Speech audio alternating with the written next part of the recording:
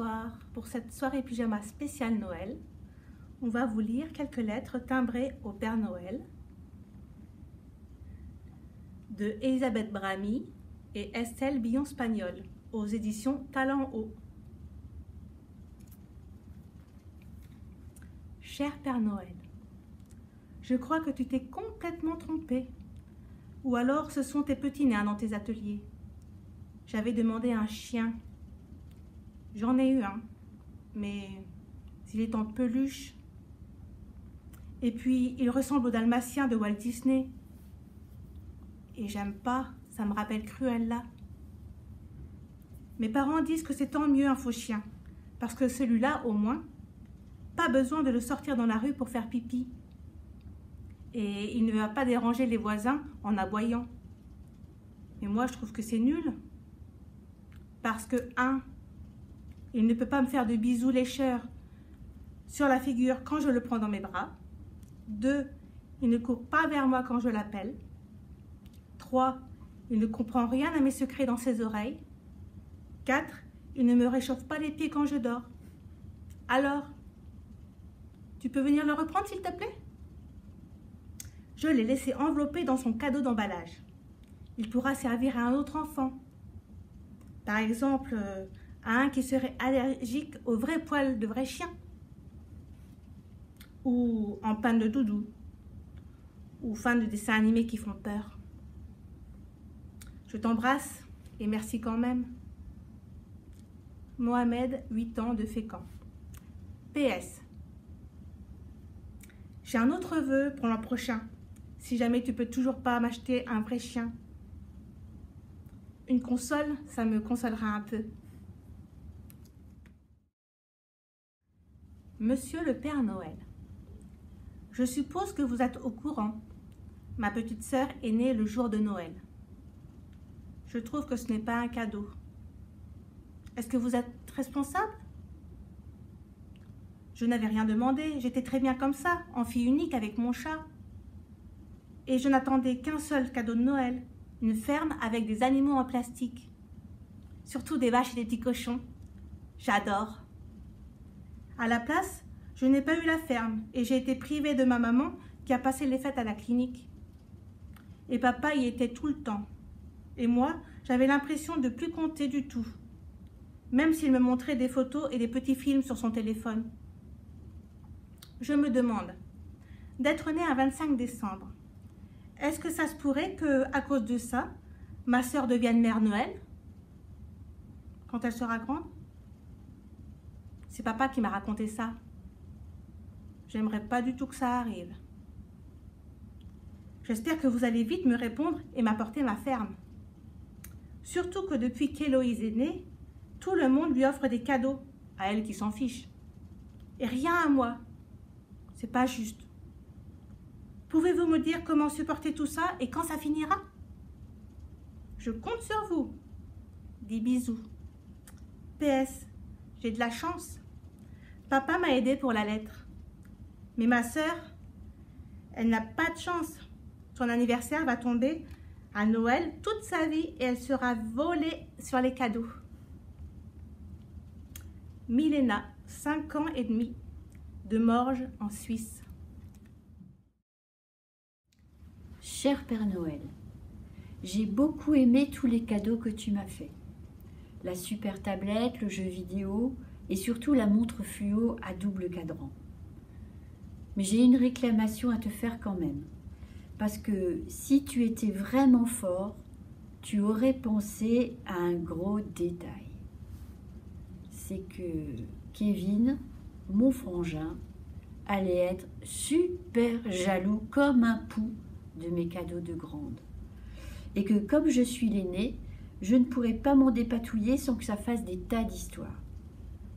Pour nos parents, tout est toujours de ma faute. Je dois montrer le bon exemple et blablabla. Bla bla bla. Et c'est à chaque fois moi qui prends. Donc si tu avais vraiment des pouvoirs en cadeau, j'ai pensé à une solution qui arrangerait un peu les choses.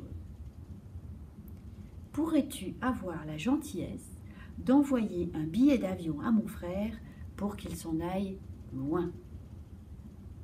En Australie, par exemple. Il adore les kangourous. Bis quand même. De Justine, 9 ans, Grenoble. Père Noël.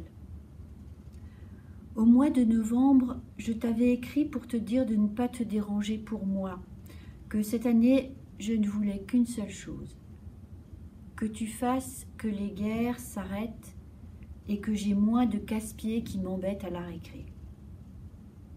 J'attends la rentrée de janvier pour vérifier, mais je sais déjà que tu as tout raté. J'ai bien vu aux infos. Pourquoi t'as pas réussi à faire ce qu'il fallait? Tu comptes pour du beurre ou quoi? Ta magie ne marche plus? En plus, je comprends pas pourquoi tu m'as livré une mitraillette en plastique et un déguisement militaire. C'est parce que mon papa est dans l'armée? Si c'est ça, j'aurais préféré un téléphone portable parce qu'au moins c'est pratique pour appeler ma maman qui se fait souvent du souci pour moi. Émile, 8 ans et demi, de la rue Mouffetard à Paris. Le vrai faux portrait officiel du Père Noël, de Sylvie Misselin et Ronan Badel aux éditions Petit Glénat. Tout le monde connaît le Père Noël. En décembre, il est au centre de toutes les conversations. On parle de lui partout et on raconte n'importe quoi. Chaque année, le Père Noël se met dans tous ses états. Il voit bien que les enfants ne savent plus que croire. Alors, il nous a demandé, à nous les lutins, d'écrire un livre pour que chacun puisse démêler le vrai du faux. Le Père Noël ne travaille qu'une fois par an. Vrai ou faux? Mais c'est faux. Le Père Noël n'est pas un paresseux. Il travaille plusieurs semaines par an. Dès l'automne, nous lui livrons les cadeaux. Il consulte ses listes et accroche une étiquette sur chaque paquet. Il repeint son traîneau, puis vérifie le harnais des rennes. Enfin, il passe beaucoup de temps à lire les lettres des enfants. Le Père Noël a plein d'enfants. Vrai ou faux? Faux. Le Père Noël rêvait d'avoir plein d'enfants, mais il a juste une fille. Il ne la voit pas autant qu'il le voudrait car elle est souvent chez sa maman. Depuis que ses parents sont séparés, la fille du Père Noël est un peu gâtée. Quand elle vient voir son papa, il l'emmène à la fête foraine. Il s'installe dans la grande roue et il bavarde. Ou alors il se taise. Ça dépend. Quand sa fille était petite, le Père Noël allait la chercher à l'école en traîneau. Il permettait aux enfants de monter sur le dos des rennes. 6 rennes tirent le traîneau du Père Noël. Vrai ou faux? Vrai. Ah non, je suis pas d'accord là. Parce que il y en a 8 des rennes, depuis 1823. Moi je les connais par cœur. Il y a Fringant, Comète, Tonnerre, Tornade, Danseuse, Furie, Cupidon et Éclair. Et attends, depuis 1939, il y a Rudolph, par temps de neige ou de brouillard, et il tire le Père Noël dans le ciel. Le Père Noël n'aime pas l'été. Vrai ou faux? C'est faux. Au contraire, le Père Noël attend toujours l'été avec impatience. Il passe un mois entier au bord de la mer avec sa fille, et pendant qu'elle joue dans les vagues, il construit des châteaux de sable. Une année, il a été le vainqueur du concours du plus beau château de sable. Il a gagné une casquette orange. Et le soir, le Père Noël et sa fille vont prendre un dessert chez Mario. Ils s'installent souvent sur la terrasse. Ils mangent des glaces et regardent le soleil plonger dans la mer. Mario est très fier de les avoir comme clients. Au-dessus de son comptoir, il a accroché des photos du Père Noël. Il en a toute une collection. Le Père Noël a une collection de boules de Noël. Vrai ou faux? Faux. Le Père Noël a bien une collection, mais c'est une collection de cactus. Il a 2 cactus dont il est particulièrement fier. Le premier fleurit tous les 3 ans. La fleur vit quelques heures avant de se faner. Ce cactus n'a encore jamais fleuri la nuit de Noël. Heureusement, car le Père Noël aurait du mal à partir faire sa tournée. Le second fait des fleurs gigantesques, mais leur odeur est épouvantable. Quand il fleurit, le Père Noël est obligé d'aller dormir dans son jardin. La dernière fois, c'était en plein hiver. À son réveil, il avait le nez rouge. Tous les vêtements du Père Noël sont rouges. Vrai ou faux? Faux. Le Père Noël n'a pas que des vêtements rouges. Son maillot de bain est rouge, mais son tablier de jardinage est vert. Et au fond d'un placard, il a une casquette orange. Il ne la met jamais, mais il y tient beaucoup.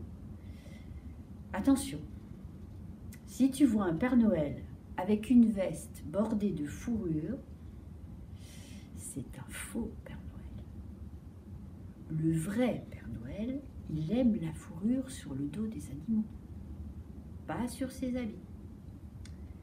Et le Père Noël prend grand soin de son costume rouge. Il le donnera à son successeur. Le Père Noël n'a pas encore choisi son successeur. Vrai ou faux? C'est vrai, c'est vrai. Le Père Noël ignore qui lui succédera. Il aurait bien aimé que ce soit sa fille. Elle serait devenue Mère Noël. Mais elle n'est pas d'accord. Elle veut devenir chanteuse. Elle a déjà chanté Petit Papa Noël à la radio. Elle pense que bientôt elle sera célèbre. Son père lui dit que devenir Mère Noël la rendrait très très célèbre. La fille du Père Noël ne veut rien savoir. Elle rêve d'être connue comme chanteuse. Le Père Noël cherche donc un successeur. Si tu es intéressé, écris-lui. Mais surtout, ne décroche pas ton téléphone. On peut téléphoner au Père Noël. Vrai ou faux? C'est faux. Le Père Noël n'a pas le téléphone. Eh oui. Si on te donne un numéro et qu'on te dit que c'est celui du Père Noël, n'appelle pas. C'est sûrement une blague. Le Père Noël préfère recevoir des lettres. Parce que souvent, dans les lettres, il y a des dessins d'enfants. Le Père Noël accroche dans son salon les plus réussis. Et si tu veux lui faire très plaisir, envoie-lui un dessin de chat. Le Père Noël a un chat. Vrai ou faux? C'est vrai. Le chat du Père Noël s'appelle Tino. Parfois, le Père Noël l'emmène avec lui au travail. Souvent, il lui lit des poèmes. Tino adore la poésie. Il dresse ses oreilles et il ronronne. Tino n'a pas le droit d'approcher les cactus du Père Noël. Une fois, il a désobéi. Il a réduit en morceaux un cactus et mangé la fleur. C'était celui qui ne fleurit que tous les 3 ans. Le Père Noël était très en colère. Le Père Noël fait de grosses colères. Vrai ou faux? C'est vrai. Le Père Noël se fâche rarement. Mais quand il fait une colère, c'est une très grosse colère. Ce qui l'énerve, ce sont les bêtises que certains racontent sur lui. Et il ne supporte pas les faux Père Noël que l'on voit partout. Quand il en voit un, cramponné du bout des doigts à un balcon ou suspendu par le cou à une gouttière, le Père Noël prend une photo. Il prépare un dossier de réclamation. Ces faux Père Noël ne sont pas beaux. Cela le vexe vraiment.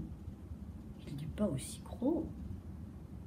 Certaines personnes semblent l'oublier. Le Père Noël n'oublie jamais rien. Vrai ou faux? C'est faux. C'est faux. Une année, avant de partir, le Père Noël a oublié de vérifier le harnais des rennes. Cela a causé un terrible accident.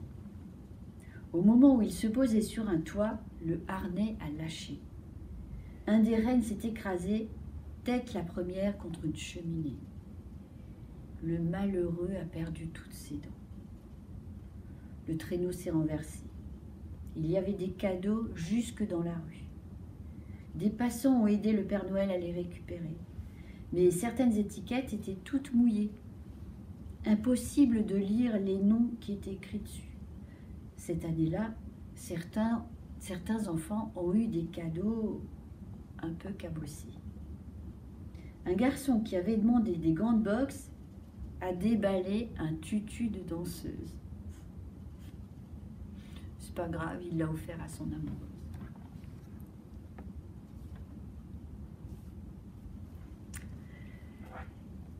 Et voilà, si vous avez d'autres questions à vous poser sur le Père Noël, eh bien vous pourrez les trouver dans ce livre-là, à la médiathèque de Célestin.